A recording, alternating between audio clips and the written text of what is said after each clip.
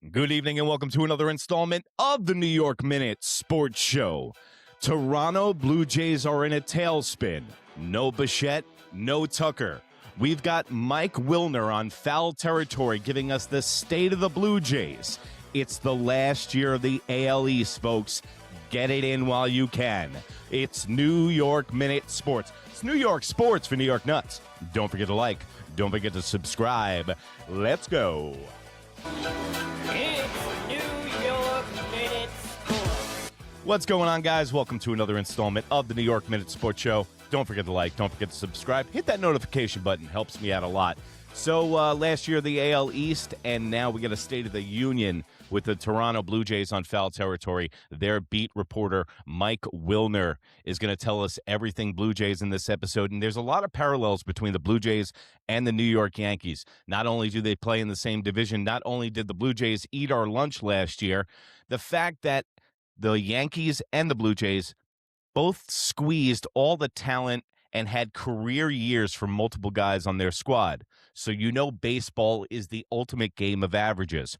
What goes up must come down. I'm worried about that with the Yankees. And now, after the lights out above their heads season that the Toronto Blue Jays had last year, are they going to be coming down to earth this year? And now, since Tucker and Bichette are out off the table, the Yankees and the Blue Jays are staring each other in a showdown for Cody Bellinger. And also, it might be a triple threat match because the Mets just entered the chat. So let's get down to Mike Wilner. I've never heard him before. I'm going to watch it with you guys for the first time. So let's roll the videotape. Cody Bellinger obviously stands out as the next best fit, especially when the Blue Jays seem to have been so focused on Kyle Tucker. And Bellinger has shown he can play in the AL East. He is a very good defensive outfielder as opposed to Tucker. And defense is something that the Blue Jays seem to really want. Pivot to Bellinger and talk about the possibilities of that. Which one do you think hurts more? The fact that they didn't bring Bo back or the fact that they didn't sign Tucker when it was like, okay, like which one? You know what, Toronto Blue Jay fans, let me know in the comment section which one hurts more, Bo Bichette or Kyle Tucker. I don't think, in my opinion, that Bo Bichette hurts that much because, no pun intended, he's hurt all the time. So that's why the Toronto Blue Jays did not take him back. That's a huge, glaring sign on why Bo Bichette, I think, could be like a Jacoby Ellsbury. The Mets are very lucky they didn't sign to him a long-term contract, and I think that's half the reason. But there's a reason that Bo Bichette is going to be playing third for the Mets, and it's not because Lindor's there. It's because Bo Bichette gets hurt all the time. He's a liability, and his defense wasn't that good at shortstop. Now you expect him to make the throw from third base? And Kyle Tucker. Toronto Blue Jay fans, you got to admit, you guys were really brash. You were acting like the cocks of the walk, and you were talking with your chest out with 10 toes down, talking about how you're going to get Kyle Tucker. They're like, hey, New York Minute, wait until we get Kyle Tucker. And he left you at the altar for the L.A. Dodgers. Listen, man, the Toronto Blue Jays have been throwing money desperately at players for year after year after year. Let's be honest with ourselves, Blue Jays fans. Since you had a good year last year, will you be able to replicate that without Bo Bichette and without acquiring Kyle Tucker? Because I saw the reports today where Kyle Tucker, the Toronto Blue Jays, were offering him 10 years for $350 million for the long term. And during free agency, I heard rumors that Kyle Tucker does not want to play baseball for very long. You talked about power, because it's power with Tucker, but then you talked about the lineup and what they did last year. Bo was part of that. So which one hurts more? I mean, Bo's hit 25 homers too, so there's power there. I was going to say 30, but I'm not sure he's gotten to 30. But there's power there, and obviously that home run he hit in Game 7 of the World Series was beyond ridiculous. When you say hurts, Bo hurts more. I've said it a few times over the course of this winter. It's not going to feel right for the Blue Jays to open camp, to take the field, whatever, without Bo Bichette. And another glaring reason why you shouldn't have touched Bo Bichette as a free agent is exactly what he just said. Vladimir Guerrero Jr., Bo Bichette, and Gavin Biggio.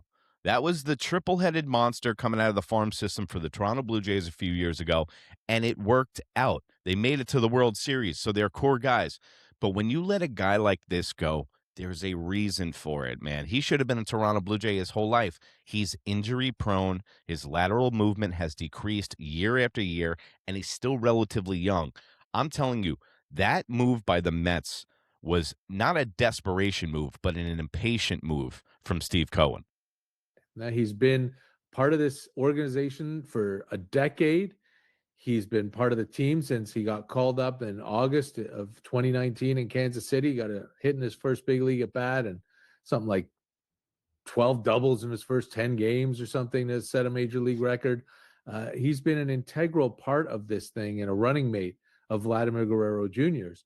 And it's just going to be. You know what's so funny? Old guy alert, but like I just looked at his numbers 311, 18, 91. Bro, if you had those numbers in the 90s, you were hitting in like the 7th spot. I know everyone was juicing, but so were the pitchers. Like, dude, imagine what Bernie Williams would get on an open market nowadays. Like these guys that would put up serious numbers who were considered the 4th or 5th best player on their team, like Bernie Williams. Dude, Bernie Williams would get a $300 million contract, a center fielder that hits anywhere between 25 to 28 bombs, 90 RBIs, hits 325. Come on. Runs like a gazelle, plays great outs. It's unbelievable. I wish and now, oh my God, I just literally turned into my old man on the show. Imagine what Mickey Mantle would make. He had to have another job. It'd be so weird. This will be the first time that Vladdy has played on a team without Bo since 2016, I believe. Doesn't strike out, takes his walks, has the power, seemed like the perfect fit behind Vlad in the lineup. And so that hurts too. And I think that's what the Jays front office saw a little bit more, and they were more intent on Tucker than they were on Bo.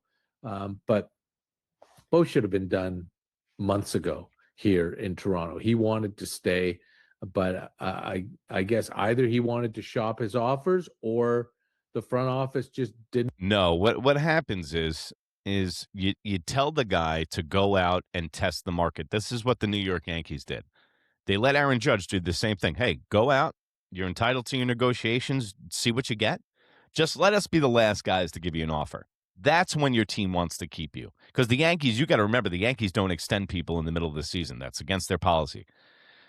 So, I mean, why would it be surprising to this beat writer? And also, suggestion, Toronto Blue Jay fans, I don't know if you know who this guy is. Can he drink a little coffee before this goddamn show? I mean, he's putting me to sleep. It took him 10 minutes to say a left-hander is Tucker. Tucker's making $60 million a year. Blue Jay fans, you dodged a huge bullet. If you had him for 10 years, you get a guy that's mentally checked out in 3, and then you're paying him a shitload of money. So I think it's addition by subtraction. But just like the New York Yankees, just like the New York Mets, and just like the Toronto Blue Jays, you're going to need more home runs. You need right-handed power, just like the Yankees. And I think the Mets, in turn, the reason that they scooped up Bo Bichette was because he was talking to the Phillies. And they didn't want Trey Turner and Bo Bichette, that double play combo, for the next 8 years in Philadelphia. Because apparently Bo Bichette was looking at a 7-year deal from the Phillies. Didn't want to meet his price. But it should be said, they didn't want to meet Vlad's price last year either and had to be forced into it by ownership. That took until April, and they didn't have that luxury this time because Vlad wasn't a free agent and Bo was. Was there some feelings hurt by Bo? You talked about. Let's go back to last year. Toronto Blue Jay fans, let me know in the comment sections. Did you guys think it was a massive overpay for Vladimir? Because that was kind of like the word around town that they couldn't believe that they gave him $500 million. After this postseason, you should be clicking your heels that you gave him $500 million. He's worth every single penny. The connection between him and Vlad. They've been together the whole time. Vlad was hearing extension talks. Bo, from all that we've heard, he was not hearing extension talks. Hello, because Vlad is healthy. He's got fat boy body. They don't get hurt. Muscle, fat don't pull. That's what John Kirk used to say. Vlad got his extension after Bo had a down year. I mean, I think Bo would even say that. So do you think this relationship was a little severed maybe 2-3 years ago when, in my opinion, you said they should have been locked up months ago? I think Bo should have been locked up years ago. Oh yeah, like put me in back in 2019 and I'm signing Bo and Vlad to, Ronald Acuna and Ozzie Albies contract. Why would these two knuckleheads want to do that? I would have signed Bo Bichette in 2019. Well, then you're a moron and that backwards hat is too tight. He's hurt. So if you signed him back then, what would have been the difference? I'm telling you, man, he's going to wind up on the injured list this year for the New York Mets, who just gave him a shitload of money. The guy is injury prone. He's learning a new position. Like, I don't know what. Am I too much of a realist? Am I too based when it comes to baseball? Because I feel like they're gaslighting me. Contracts for sure. But also, if I'm doing that, I'm also signing Jordan Romano and Danny Jansen and Kevin Biggio and Alek Manoah to contracts like that. And some work and some don't. But yeah, they could have saved themselves hundreds. Gavin Biggio, Long Island Zone, Smithtown, New York. How you's doing? Hundreds of millions of dollars by being more proactive and by having more faith in their players, for sure. As far as the more recent extension talks, I don't think, if it rubbed Bo the wrong way, then, he's got to look at himself. And I don't think it did. But coming off a year like Bo had in 2024, after he missed half the season hurt and hit 225 and had the worst year of his career, there was no way to sign him for an extension. If the Blue Jays had made an offer there, it would have been way short of what Bo wanted, and rightfully so. And if Bo had come in with his number, it would have been crazy high coming off of the injuries in the year. So it really was not a good fit for an extension, which doesn't mean they couldn't have revisited it at the All-Star break this year when we saw Bo was back to being Bo. And we kind of understand that that's his level of performance when he's healthy. But as far as an extension last winter, there was just no number that would have been remotely close for both sides. I love the optimism that it would have been an option to sign to an Acuna and an Ozzie Albies deal. I'm assuming Ozzie in this situation is Bichette, but he's got an ex-MLB. That would have been swell. But he is a very good defensive outfielder, as many major league dads in that they didn't need the money for sure. I don't think it's greedy. I think, the way the Blue Jays were throwing their weight around in this offseason and snapping up Dylan Cease right away, and throwing almost $40 million at a reliever, they kind of expected one of Tucker or Bichette to wind up here in Toronto. And I did too. I thought the Blue Jays were absolutely going to sign either one or the other, and to not get both or to not get either is pretty disappointing. But I don't think you know what the thing is, guys, at the end of the day, also, guys like Tucker are from Tampa Bay. I heard Tucker doesn't even like to travel a lot. He takes mental health days. There is a significance of being in another country to signing these guys. Like dudes like Dylan Cease, they jumped all over it. He's a young dude. He still wants to live places. But the exchange rate, customs, the way of life, there's a big change going from the United States to Canada. And I do think that plays into it a little bit, because I know the Toronto Blue Jays want to be the Dodgers of the North. But guess what? It's tough to get guys to jump over the border. From a greedy sense, I think from a team building sense, it feels like they're still maybe a bat short of where you'd like them to be right now. This is a team that did lead the major leagues in batting average and on base percentage last year, but was middle of the pack in homers. And it feels like they're really counting on, if this is it, like if they don't make the move on Bellinger or make a trade and get somebody else, you're really counting on George Springer to repeat what he did last year. And now he's 36. And you're counting on a big bounce back from Anthony Santander that may or may not happen after he lost. Santander is like a can of soup. First of all, you knew that was a bad contract when you signed him for the Orioles. And also, that was a desperation move from the Toronto Blue Jays, getting that corner outfielder. And then towards the end of the year, when I was during the playoff games and stuff, I'm like, Santander, I sit in right field in Yankee Stadium. And I'm like, what is he doing in the outfield? They were playing him because they are giving him astronomical money. He had a career year with the Orioles that year. Everybody did on the team.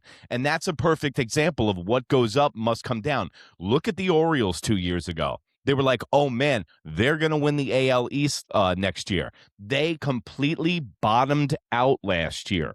So teams that don't have sustained success like the New York Yankees, and you guys might bust my balls that Brian Cashman's sleeping and Hal's cheap, haven't had a losing season in over 35 years.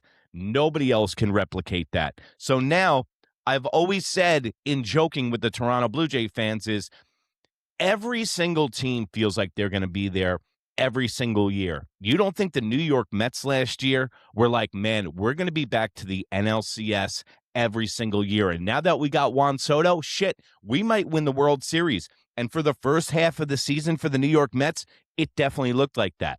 Law of averages. They put together a shit starting rotation, and it came back to earth.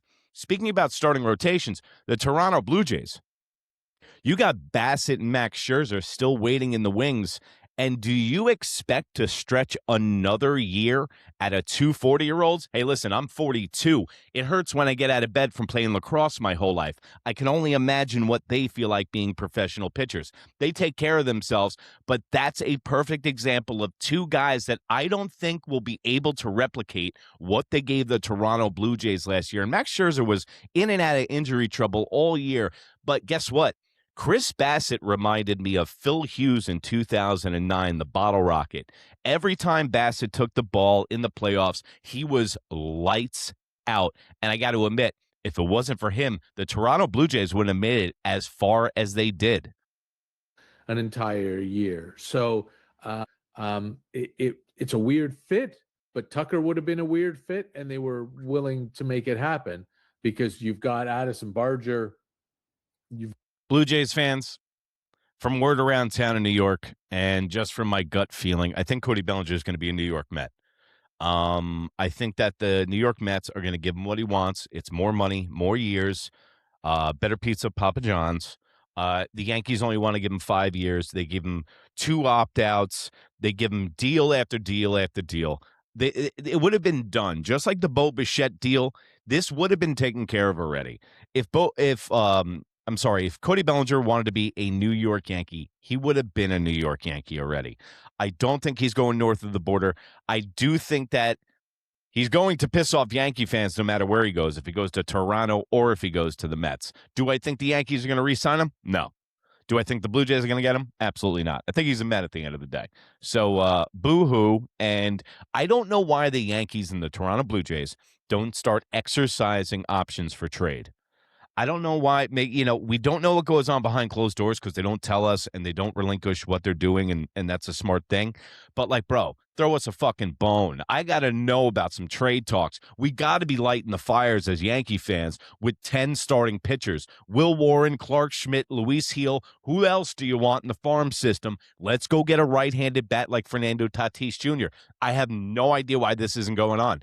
I don't know why the Yankees aren't taking Jazz Chisholm, calling the fucking phones, trying to get a guy that just hit 30 bombs and stole 30 bases and try to get his ass off the team. Oh, my God. I get so fired up. It's Saturday. I'm like, let's have a laid-back show, and I'm already getting fired up. You've got Anthony Santander and George Springer, and while Barger played a lot of third last year, I think Santander is going to be like a Gallo acquisition for the Yankees. I think it's going to be one of the worst contracts the Toronto Blue Jays ever signed. Tell me what you think in the comments below. Am I getting crazy? Asma Okamoto here today. Yeah, I think so. But one team in the American League East, as we sit here, is into his last years of his contract in the outfield. So yeah, I think I think Cody has more versatility.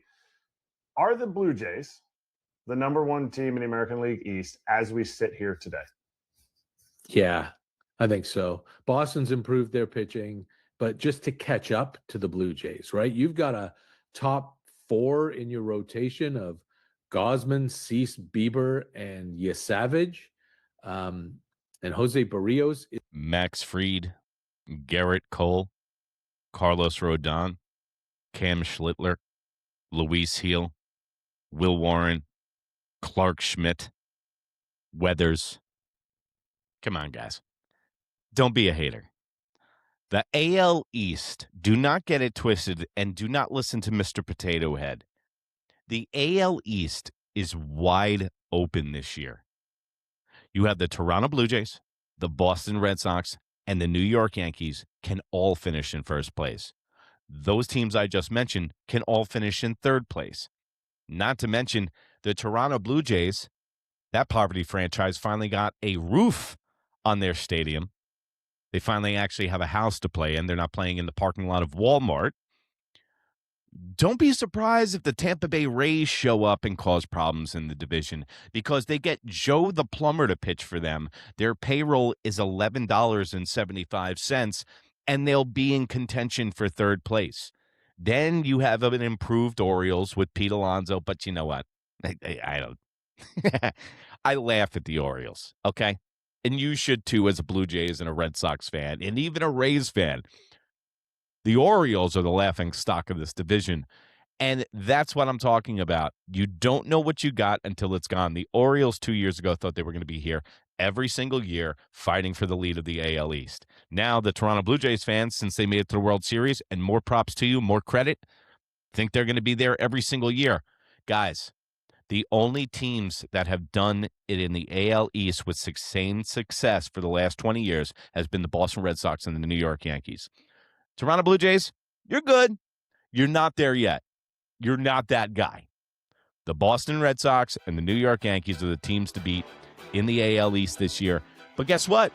Nobody beats New York Minute right here on YouTube and also on Instagram. That's NEWYRKMIN. I wanted to get on here, do an AL East episode for you guys on this lovely Saturday. It's snowing out here in New York. And remember, if you can't be good, be bad, baby. Good night, Canada. I love you. Bye.